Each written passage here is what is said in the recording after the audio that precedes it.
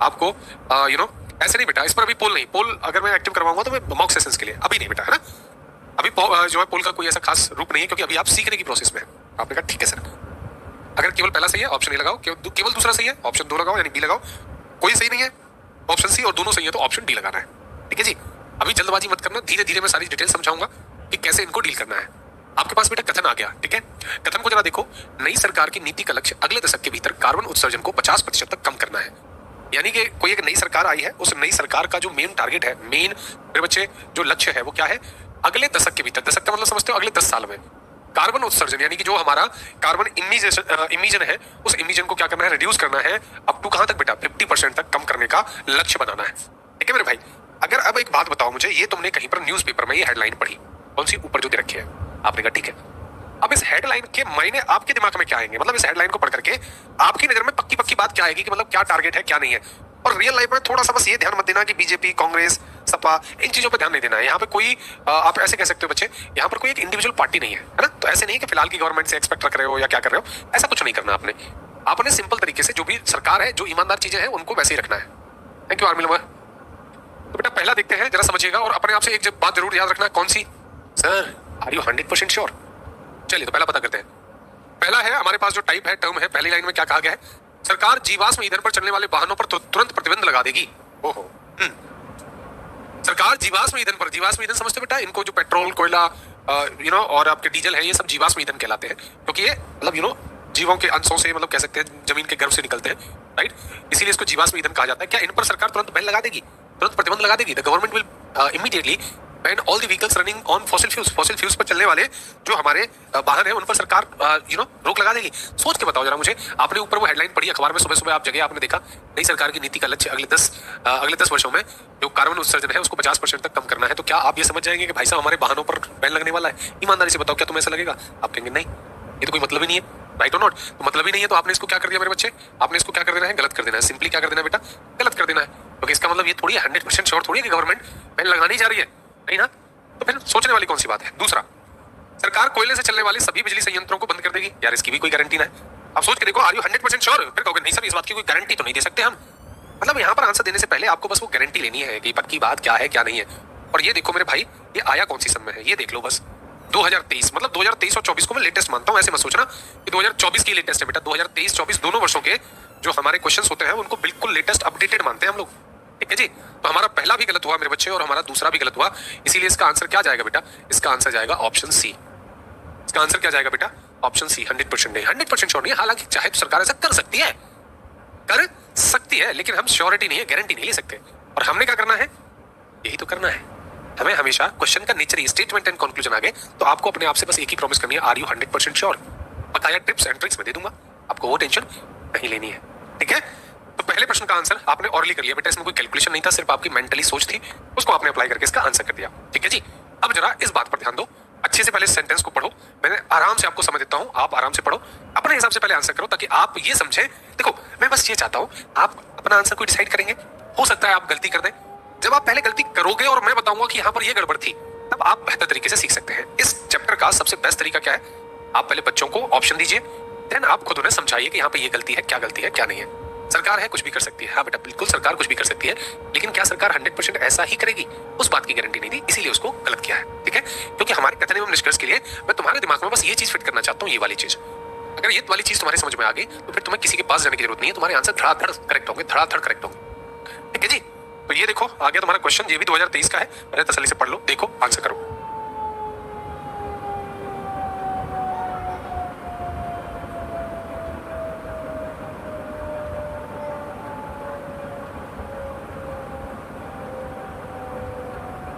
शिल्पा गौतम का आंसर आ गया है। ठीक है, ओके शिल्पा जी, लेट मी चेक।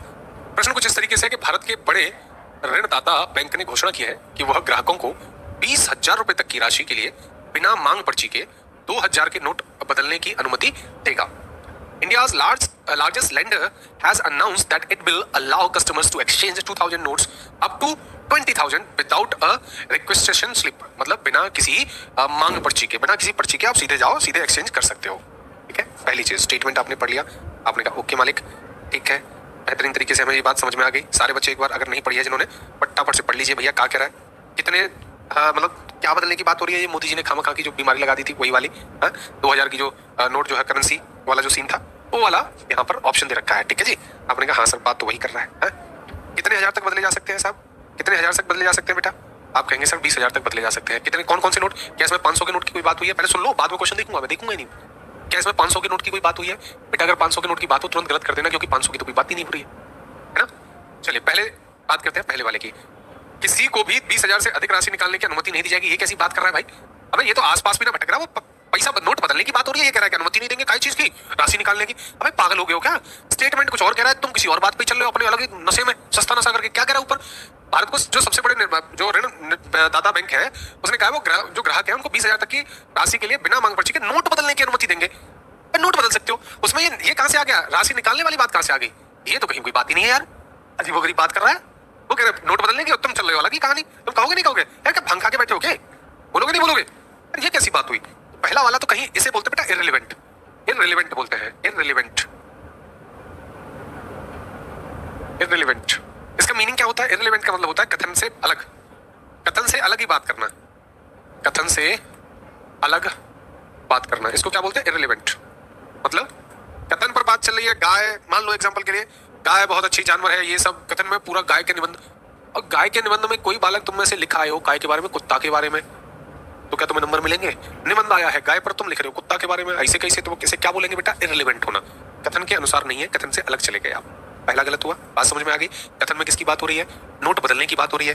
ये राशि निकालने की, विड्रॉल की बात करने लगे, इसीलिए गलत हो गई। हाँ बाकी बच्चे अब सही आंसर कर रहे हैं, बिल्कुल बिल्कुल बेटा, देख रहा हूँ बहुत हो गए। जैसे महिपाल कादरी, महिरुल कादरी है, विजय उमाले, जो भी है, और बहुत सारे बच्चे हैं।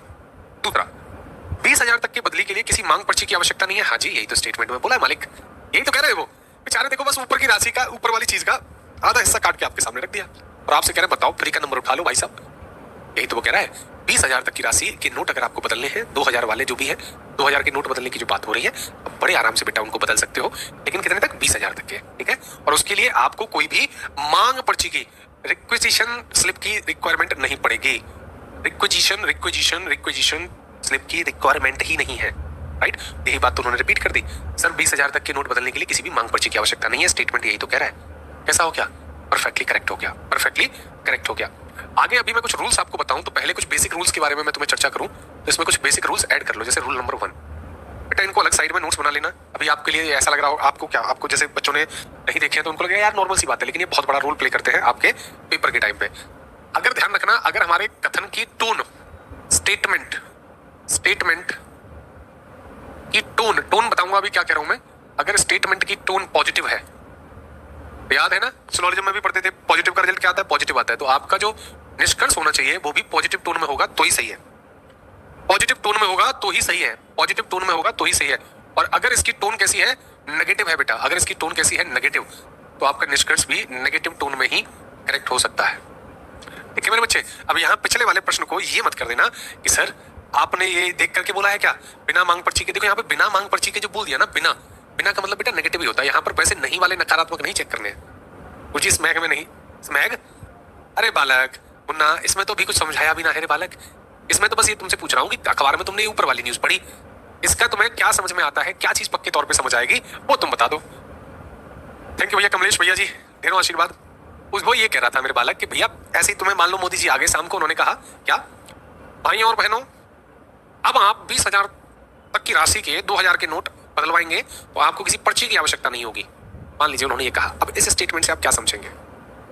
साफ साफ कह रहे हैं कि 20,000 तक के रुपए अगर आप एक्सचेंज करना चाहते हो, 2,000 के नोट एक्सचेंज करना चाहते हो, तो मेरे भाई आपको किसी पर्ची की स्लिप की आवश्यकता नहीं है। यही बात तो कही है।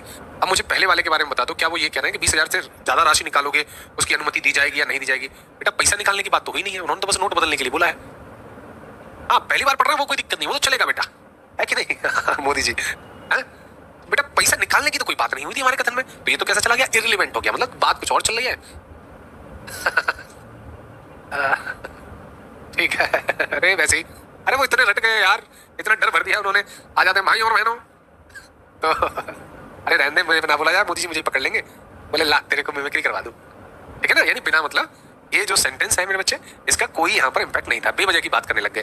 दूसरे में उन्होंने वही बात कह दी, 20,000 तक की बदली के लिए किसी मांग पर्ची की आवश्यकता नहीं है। तो ये वही वाली बात है जो ऊपर उन्होंने स्टेटमेंट में कही है, नीचे उन्होंने पूछ लिया। बात ठीक है, बिल्कुल परफेक्ट है। ठीक है जी, यानी इसका आंसर क्या था बेटा? इसका आंसर क्या आएगा मेरे बच्चे? बी आएगा। अब मैं आपको कुछ रूल सिखाने जा रहा था, कुछ रूल्स की बात कर रहा था कि अगर हमारे कथन की टोन जो है वो कैसी आए, पॉजिटिव, तो हमारा निष्कर्ष कैसा आएगा? पॉजिटिव आएगा। अगर हमारे स्टेटमेंट की टोन कैसी है? नेगेटिव है, तो हमारा निष्कर्ष भी कैसा रहेगा? नेगेटिव रहेगा। अब सुनो एक मेन रूल, बहुत तगड़ा वाला, जिसे कहते हैं सभी रूल्स का रूल, रूल नंबर 2, मोस्ट, और कितना डालो इस पर? जो भी डाल सकते हैं, स्टार विस्टार जो लगाने भाई लगा लेना। क्या चीज? एक तो है हमारा ओनली, एक हमारा नोबडी,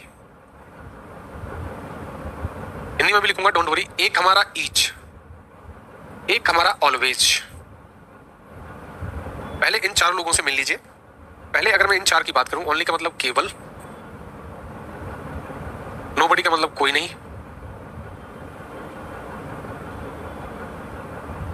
नोबडी की जगह नेवर भी हो सकता है, ईच का मतलब प्रत्येक, और ऑलवेज का मतलब सदैव।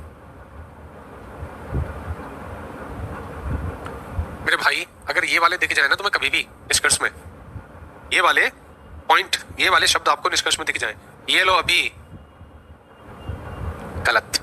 अच्छी मत करना, इधर उधर भटकना ही मत, इधर उधर भटकना ही मत। फ्री के नंबर हैं और ये आते हैं पेपर में, तो मैं आगे क्वेश्चन दिखाऊंगा। कौन कौन? केवल आ जाए तुरंत काट दो, कोई भी नहीं तुरंत काट दो, प्रत्येक आए तुरंत काट दो, सदैव आए तुरंत काट दो। भाई सब सोचना तक नहीं है, बिल्कुल पढ़ाई दो, खत्म, गया। हाँ या ना? क्या आप हमारी बात समझ पा रहे भाई? ये शब्द दिखते ही, ये शब्द दिखते ही आपने उसे गलत कर देना है, दिमाग नहीं लगाना है। हालांकि हम उसे डिस्कस भी करेंगे कि क्यों ऐसे गलत करते हैं, लेकिन ये ट्रिक बहुत कम आएगी। अभी ऐसी बहुत सारी ट्रिक आएंगी, बहुत आएंगी, लेकिन मैं एक एक दो करके समझाऊंगा। एक साथ सारी ट्रिक बताऊं ना वो बोरिंग हो जाएगा। आप ऐसे ने 8-10 ट्रिक बता दी है, फिर उसको यूज नहीं कर पाएंगे। इसको जरूर याद रखना, दो दो करके पेयर में मैं आपको सारी ट्रिक्स प्रोवाइड करने वाला हूँ। ठीक है भैया? आपने कहा ओके, ठीक है मालिक। आगे आते हैं अगले क्वेश्चन पर। अगला क्वेश्चन देखो, कथन। हाँ, कितने बड़े बाबा आ गए। मृत्यु समय नहीं देखेगी, death will not look at the time. मृत्यु समय नहीं देखेगी। अब ये कहीं लाइन पढ़ते हो आप, है? कहीं लाइन पढ़ते हो तो इसका मीनिंग कुछ समझ में आता होगा, ये क्यों लिखता है कोई आदमी? आप कहेंगे ठीक। पहला, मनुष्य को एक दिन मरना ही है, ये बात सही है कि नहीं? हाँ, एकमात्र भी कह सकते हैं बेटा उसको, रोहिला। मनुष्य को एक दिन मरना ही है, आप कहेंगे हाँ। और जीवन में मृत्यु कभी भी आ सकती है भाई, इसीलिए तो बोलते हैं, इसीलिए तो बोलते हैं मृत्यु समय नहीं देखती, कभी भी टपक सकते हो। अरे हाँ या ना? मेरे बेटा मनुष्य को एक दिन मरना ही है, हाँ ऑब्वियस मरना ही है, ये सदा सत्य रहने वाला स्टेटमेंट है। सब कुछ हट सकता है, सब कुछ हो सकता है, लेकिन मौत को नहीं टाला जा सकता, मौत को नहीं टाला जा सकता। तो मनुष्य को एक दिन मरना ही है, यस यस, यूनिवर्सल फैक्ट, सूर्य पूर्व से निकलता है, यूनिवर्सल फैक्ट। कुत्ते रात में भौंकते हैं, यूनिवर्सल फैक्ट, यानी अजनबियों पर भौंकते हैं, यूनिवर्सल फैक्ट। घोड़ा घास खाता है, यूनिवर्सल फैक्ट। अब ये मत कहना कि मतलब सर हमारा घोड़ा ना घास नहीं खाता, हमारा घोड़ा फलाना खाता है, यार ये यूनिवर्सल फैक्ट समझो, यूनिवर्सल फैक्ट है ना मेरे बेटा। दूसरा, जीवन में मृत्यु कभी भी आ सकती है, बिल्कुल सही, तभी तो कह रहे हैं समय नहीं देखेगी। मृत्यु क्या नहीं देखेगी बेटा? टाइम नहीं देखती, कभी भी आ सकती है, इसीलिए बोला जा रहा है, इसीलिए बोला जा रहा है। अजी पहला भी सही है, दूसरा भी सही है, इसीलिए हम ऐसा बोलते हैं। इस बात के यही मीनिंग होते हैं। मृत्यु समय नहीं देखेगी यानी आनी तो है, हर एक की आनी है, और ये भी नहीं पता कि कब आएगी, वो टाइम देख के थोड़ी आती है, वो तो कभी भी आ सकती है। दोनों के दोनों बेटा, दोनों के दोनों, दोनों के दोनों, दोनों के दोनों क्या करेंगे आप? सही हो जाएंगे। ठीक है सर, एक वाला ऑप्शन, अच्छा एक वाला, हाँ ठीक है वो भी बता देंगे, डोंट वरी। एक लाइन का भी दो, मतलब सारे आ जाएंगे यार, तो टेंशन लेने की जरूरत नहीं है। ये एमपी पुलिस कांस्टेबल 2022 का प्रश्न है बेटा। अब आप एक चीज देख रहे हो, यहाँ पर ना कोई कैलकुलेशन के लिए नहीं है, आपकी सामाजिक बुद्धिमत्ता ही, आपका जो सामान्य ज्ञान तरीका है, मतलब आपके जो किसी भी कार्य के लिए अप्रोच करने का तरीका है। मेहुल बेटा ऑप्शन सी नहीं है, ऑप्शन डी, दोनों सही होते तो ऑप्शन डी है मेरे बालक। दोनों सही होने पर, दोनों सही होने पर बेटा ऑप्शन डी है, दोनों गलत होने पर ऑप्शन सी है। आप सर बिहार पुलिस कांस्टेबल का कभी नहीं लेते, ऐसा कौन बोला यार? अब बस ये है कि कभी जब मैंने दिखाई हो आपको, ईयर्स डाली हो, तो उस पर बिहार कांस्टेबल का नाम, जो क्वेश्चन मैंने कराया हो उसका वो नाम न डाला हो। बहुत सारे क्वेश्चन पे मैं ईयर्स नहीं डालता हूँ, इस पे डाल दी है। इसका मतलब ये नहीं है कि बहुत कराया मैंने, बहुत। मैं ऐसा कोई छोड़ता ही नहीं सेक्शन जिसमें मेरे भाई मेरे दोस्त कोई रह जाए। और क्वेश्चन आते कहाँ है? इन्हीं में से तो आते हैं। ठीक है, अगला चलो, अगला देखो भाई, अगला देखो, पढ़ो और पहले आंसर किया करो। चलो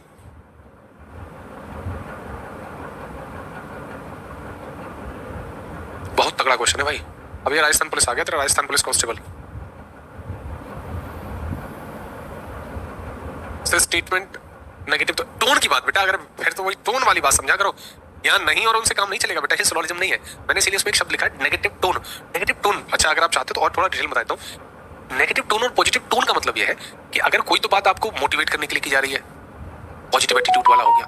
और कोई बुराई की बात कर रहा है, मर्डर की बात कर रहा है, चोरी की बात कर रहा है, तो वो नेगेटिव टोन बन गई। समझे? वो टोन की बात की बेटा, नेगेटिव सेंटेंस की बात नहीं। क्या समझो बात को, है ना? आई होप बात समझ में आएगा यूज, तो मैं उसको दिखा दूंगा यूज, चिंता ना करो। तो वहां पे मैंने नेगेटिव और पॉजिटिव टोन लिखी है, यानी लिखा स्टेटमेंट, वरना मैं स्टेटमेंट नहीं लिखता। चलिए, कुछ बच्चों के आंसर आ गए हैं और शानदार आए हैं। बात यह है, बढ़िया आंसर किया है कुछ बच्चों ने। पहला देखो, पहले स्टेटमेंट पढ़ लेते हैं, तसल्ली से पढ़ते हैं। किसी देश की जनसंख्या वृद्धि वहां के नीति निर्माताओं के लिए एक बड़ी चुनौती है। An increase in a country's population is a major challenge for its policy makers. जो पॉलिसी मेकर हैं, जो नीति निर्माता होते हैं, उनके लिए जनसंख्या में वृद्धि क्या होती है, एक बड़ी चुनौती होती है। इसके पीछे का रीजन, इसकी भाषा को समझो, मतलब समझो ये कहना क्या चाहता है। तो मेरे बच्चे ये कहना ये चाहते हैं कि भाई साहब, वो किसी के लिए रूल बनाते हैं, मान लो उन्होंने 500 लोगों के लिए रूल बनाया, लेकिन वहीं पर वो लोगों की संख्या क्या हो जाती है, 1000 हो जाती है। तो उस रूल को इंप्लीमेंट करा पाना बड़ा मुश्किल कार्य हो जाता है ना? जैसे मान लो कि अगर हमारे पास अनुमान, एग्जांपल के तौर पे बता रहा हूँ, इससे अलग, मान लो कि हमारा अनुमान था कि इस मेले में 500 लोग या मान लो 5000 लोग आएंगे, तो हमने पहले से क्या किया, नीति निर्माता पॉलिसी अलग बात है, लेकिन मैं एग्जांपल के तौर पे समझा रहा हूँ। तो हमने पहले क्या किया बच्चे, वहां पर 5 पुलिस वालों को तैनात कर दिया। अब हुआ क्या कि 5000 की जगह पर वहां पर लोग आ गए 50,000। अब क्या हुआ, हमने जो व्यवस्था बनाई वो व्यवस्था वहां पर खराब हो जाएगी, भंग हो जाएगी, क्योंकि हमने वो व्यवस्था 5000 के हिसाब से बनाई। राइट और नॉट? हमने वो पॉलिसी, हमने वो जो निर्णय लिया वो 5000 के हिसाब से लिया, लेकिन वो पहुंच संख्या 50,000 की, तो वो पॉलिसी क्या हो जाती है, गड़बड़ हो जाती है। आओ जरा, वही लगभग मिलती जुलती बात यहाँ पर है कि अगर किसी देश की पॉपुलेशन में, जनसंख्या में वृद्धि हो जाती है, तो ये एक बड़ा क्या रहता है, मेजर चैलेंज रहता है, जो उनके नीति निर्माता है, पॉलिसी बनाने वाले। चलिए दूसरा, पहला मतलब चेक कर लेते हैं, दूसरी बात पर आते हैं। एक निश्चित समय के बाद उस देश की जनसंख्या कम हो जाएगी, गारंटी ले रहे हो? ईमानदारी से बताओ, गारंटी ले रहे हो कि उस देश की जनसंख्या कम हो जाएगी? गारंटी ले रहे हो? सोच के बताना। प्रोफेसर, इस बात की क्या गारंटी है, कम हो ही जाएगी? हम कोई गारंटी ना ले सकते, है?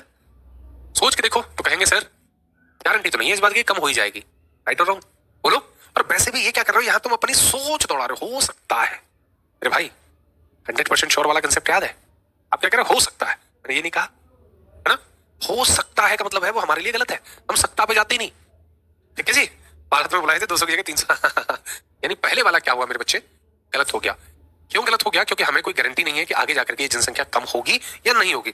ऐसे तो फिर तो तुम ऐसे कह दोगे, इसको रिलेट कर दोगे, बोला एक दिन तो सबको मरना ही है, आज से 10,000 साल बाद, 10 लाख साल बाद, ऐसे तुक्का मारते रहोगे, पृथ्वी पे कोई नहीं बचेगा, ये वो अटरम जटरम पता नहीं क्या बोलते हैं बालक, इसका कोई मीनिंग बनता नहीं है। उम्मीद करता हूँ पहली बात समझ में आ गई, पहला वाला क्यों गलत है।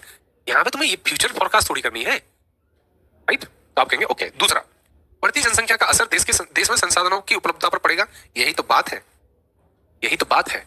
बढ़ती जनसंख्या का जो असर होता है वो देश के संसाधनों पर पड़ता है। संसाधन मतलब हर चीज पर पड़ता है, और अगर हर चीज पर पड़ता है तो उनके लिए कोई भी पॉलिसी बनाई जाए, उनके लिए कोई भी रूल बनाया जाए, वो रूल दिक्कत देता है मेरे भाई। हाँ जी, मास्टर सोम रावत भी कह रहे हैं 2 sir ji. Yes, number 2 is the correct one. क्यों? क्योंकि भैया बढ़ती जनसंख्या का असर देश के संसाधनों पर पड़ता है, जिसकी वजह से जो नीति निर्माता है, जो पॉलिसी मेकर है, बढ़िया तरीके से रूल बना करके लाते हैं। अब बताऊंगा इसमें भी, अभी मैंने मोदी जी की मिमिक्री करी तो आप सब लोग हंसने लगे। मोदी जी ने जो काम किया था ना, बड़ा अच्छे तरीके से सोच करके काम किया था। नोटबंदी करी थी ना मेरे भाई, वो बड़े बढ़िया तरीके से पॉलिसी बनाई, बहुत बेहतरीन है भी। लेकिन हुआ क्या, इन बैंक वालों ने इन व्हाइट मनी से, वो से ब्लैक मतलब मनी में, जो ब्लैक मनी थी उनके पास, उन्होंने वो बैंकर से मिल करके क्या कर लिया, व्हाइट में कन्वर्ट कर ली। पॉलिसी बहुत सही थी यार।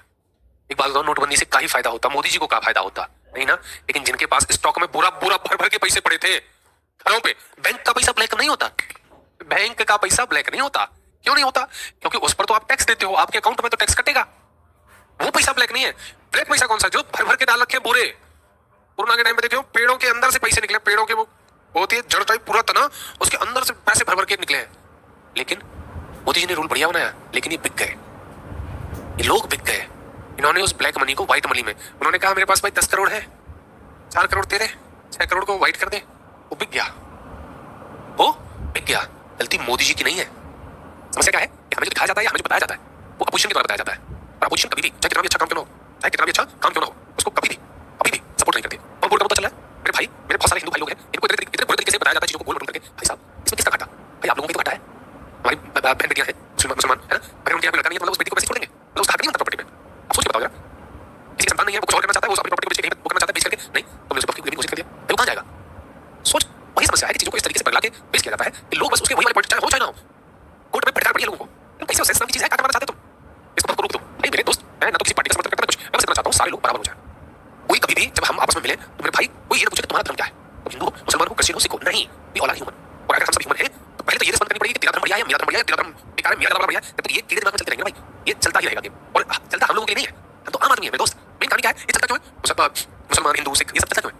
नेता लोगों की रोटी सेक पाते हैं, इसके नाम पे वोट कन्वर्जन मिल जाता है, इसकी वजह से नेता बन जाते हैं हम लोग, इसीलिए ये सब चलाते हैं। वरना कोई ऐसी चीज जिसकी किसी भी पार्टी को नहीं, वो कभी रहेगी क्या? नहीं। मर्डर वगैरह की बात आती है, रेप केस की बात आती है, तब तो ये पार्टी बहुत जल्दी अपना अखियां बंद कर लेती है, तब तो उस बेटे को तुरंत दबा दिया जाता है, तब तो इनमें से कोई नहीं आता आगे। तो घूम फिर के बात यही है कि जो संसाधन है, जो नीति निर्माता है, वो नीति को बहुत अच्छी बनाते हैं, सटीक बनाते हैं। लेकिन होता क्या है कि उस सिस्टम में मौजूद जो लोग हैं, वो सब घुसखोर हो गए हैं, सबकी मेंटलिटी खराब हो गई है। अब जैसे मोदी जी की सरकार पर नो डाउट, ये क्या लगता है, योगी की सरकार पर ये वो लगता है आरोप कि साहब पेपर लीक बहुत हो रहा है। कौन? ये बताओ मुझे, योगी कर रहा है? सोच के बताओ, योगी कर रहा है? उसने तो ये बोल दिया था कि अगर कोई लड़का पेपर में जो मुन्ना भाई एमबीबीएस होते हैं, वो लोग अगर जो करते हैं, उनको आजीवन सजा दे दो, कर दो प्रावधान। लेकिन नहीं, अब तो उल्टे आ गए, सामने वाला रूल बना रहा है स्ट्रिक्ट, तो भी तुम्हें दिक्कत। अब कहना यार लड़का है, गलती से मालूम करके गलती से निकल, वाह गलती से निकल करके पाया गया तो तुम उसे आजीवन सजा, आजीवन कारावास दे रहे हो। अरे वो तो बहुत सही बोला है, दे दो आजीवन कारावास, चलो एक मिनट का भाई। तो बैठने वाला है, वो भी 100 बार सोचेगा साला, पूरी जिंदगी जेल काटनी पड़ेगी। और बैठ रहा है वो तो पहले सोचेगा साला मैं तो क्यों काम से करेंगे नहीं। लेकिन नहीं, इतना सख्त कानून नहीं होना चाहिए भाई साहब। योगी थोड़ी कर रहा है, इन कहानी क्या है, आदमी की औकात डाउन हो गई है, इतना लालची हो गया है कि उनको बच्चों के फ्यूचर नहीं दिखते हैं। अपने बालकों के फ्यूचर बनाने के लिए बकाया सब बालकों के फ्यूचर को दांव पे लगा रखा है। 10 करोड़ 20 करोड़ हम ले ले और बकाया बच्चे भाग जाएंगे, कबालक भाग जाए, बस ये चाहते हैं। नाम ऑब्वियस योगी का ही नाम झेलना पड़ेगा, सरकार आप चला लो। आपका बेटा किसी के कॉपी फोड़ा है, बेटे कोई ना लाके छोड़ाने कॉपी फोड़ी रहता है भाई, झेलना पड़ेगा। या तो तुम अपने छोटे बच्चे से लटका दो, लेकिन कोई भी ज्यादा बेटा लाके को मारा तो वाला जाता है, कोई बात नहीं, बेटा छोड़ दे, सब बच्चा बिगड़ जाता है। सेम कहानी यहाँ पे है, बच्चे को पीट मारी जाए ढंग से और बच्चा बिगड़ नेचर का हो गया, वो लड़ाई करता रहता है। सेम कहानी चल रही है, सेम कहानी चल रही है। तो जो नीति बनाने वाले हैं वो बहुत सटीक कोशिश करते हैं लोगों की अच्छा करने की, ताकि अगली बार उन्हें चुना जाए। लेकिन होता क्या है, लोगों की जनसंख्या के कारण, लोगों को बदलाने के कारण, अज्ञानतावश उस चीज को कुछ और तरीके से रिप्रेजेंट किया जाता है, जिसकी वजह से दिक्कतें होती हैं। भैया बढ़ती जनसंख्या का असर सीधा सीधा देश के जो संसाधन होते हैं उनकी उपलब्धता पर होता है। सीधी सी बात है, कहीं पर एक टंकी है पानी की जो सबको अच्छा स्वच्छ पानी दे सकती है, 500 लोग हैं वहां पर, ठीक है, लेकिन वो 500 लोगों के लिए बनाया। अब मेरे भैया वहां पे कुछ लोग और आ गए, मान लो कुछ और नए लोग पैदा हो गए उस गांव में, अब संख्या हो गई 5000, क्या सबको पानी मिल पाएगा? आप कहेंगे नहीं, क्योंकि वो 500 लोगों के हिसाब से बनाया गया था, अब वहां 5000 हो गए तो भाई साहब वो पानी कभी पूरा हो ही नहीं सकता। इसलिए आप कैसे भी नियम बना लो, अगर वहां पे जनसंख्या बढ़ जाएगी, ये तो पता नहीं होता किस हिसाब से बढ़ेगी, लेकिन अगर जनसंख्या बढ़ जाएगी तो संसाधनों पर उसका इफेक्ट पड़ेगा। और यही बात वो कह रही थी, जो स्टेटमेंट लाइन थी, क्या ये एक सबसे बड़ी चुनौती होती है, इसके लिए नीति निर्माताओं के लिए क्या जनसंख्या वृद्धि, एक बात है, बढ़ती जनसंख्या का ये वजह है, इस वजह से वो उन्होंने चैलेंज तो बोला है, लेकिन ये नहीं बताया कि चैलेंज क्या है। तो मेन चैलेंज ये तो होगा ही होगा, संसाधनों की उपलब्धता कोई बड़ी बात नहीं है, सिंपल सा रूल है। आपके घर में बेटा 10 लोग हैं, 10 लोगों के लिए 20 रोटियां बनी तो नॉर्मल है, लेकिन अगर वहीं पर आप 10 की जगह 25 लोग हो गए तो अब उसकी उपलब्धता कम हो जाएगी, ठीक है। सचिंदर बोलते हो सही है भाई, लेकिन समस्या क्या है, अभी भी बच्चे ना वो फिर से वो बीजेपी कांग्रेस फलाने ढिमकाने करने लग जाते हैं। यार जितने लोग मुझे सुने ना, ईमानदारी से तुम नेता को बस इस वजह से चुनो तो अच्छा काम कर रहा है या खराब काम कर रहा है, इस वजह से मत चुनो तो उसकी रील्स कितनी वायरल हो रही है, फलाना उससे क्या कर रहा है, तुम डिसाइड कर सकते हो। ऐसे तुम 4 को बताओगे, वो 4 को बताएंगे, तो ये जागृति 100% सबके पास पहुंच जाएगी। मेरे पिताजी इसको पसंद करते हैं, उस मेरे चाल में मत पड़ना। मेरे पिताजी जिस पार्टी को सपोर्ट करते हैं उस पार्टी को मैं भी सपोर्ट करूं, इस चाल को जिस दिन अपने दिमाग से निकाल दोगे, समझ लो अब तुम पढ़ने वाले स्मार्ट बच्चे हो गए हो। पिताजी की नहीं, ठीक है, पिताजी अगर सही पर्सन को चूज कर रहे हैं, क्योंकि हमें ऐसा लगता है पिताजी उसी की तारीफ कर रहे हैं तो आपको लगता है कि वही सही होगा, लेकिन आप भी अपने विवेक का इस्तेमाल करिए, ईश्वर ने आपको भी बुद्धि दी है, ठीक है। पिताजी की हर बात बिल्कुल सुधार है, हर बात मतलब मानते हो, कभी कभी ये भी मान लिया पिताजी से कह रहे हैं कि उससे शादी करनी तो उसी से शादी कर लो ना, तब तो अपनी मर्जी चलाएंगे। समझो तुम क्या प्रेस करते रहते हो, समझ रहे हो, ठीक है। मेन गेम क्या है, बिल्कुल सही बात है सर, परफेक्ट बात है, आप आराम से सेकंड वाले को सही कर सकते हैं। राजस्थान पुलिस कांस्टेबल 2022 का प्रश्न है मेरे भाई, एनटीपीसी का, एनटीपीसी आरआरबी एनटीपीसी 2022 का प्रश्न है मेरे बच्चे, इनसे दूर नहीं जा सकते। मैंने जैसे पहले बताया, हमारी जो ये आरआरबी है ये आपके लॉजिकल सेक्शन पर बहुत ज्यादा प्रश्न पूछती है, लॉजिकल सेक्शंस पर। अच्छा मतलब भी कुछ कमाल कर लेती है जी बाबा जी, बिल्कुल भैया टिल्लू बाबा है।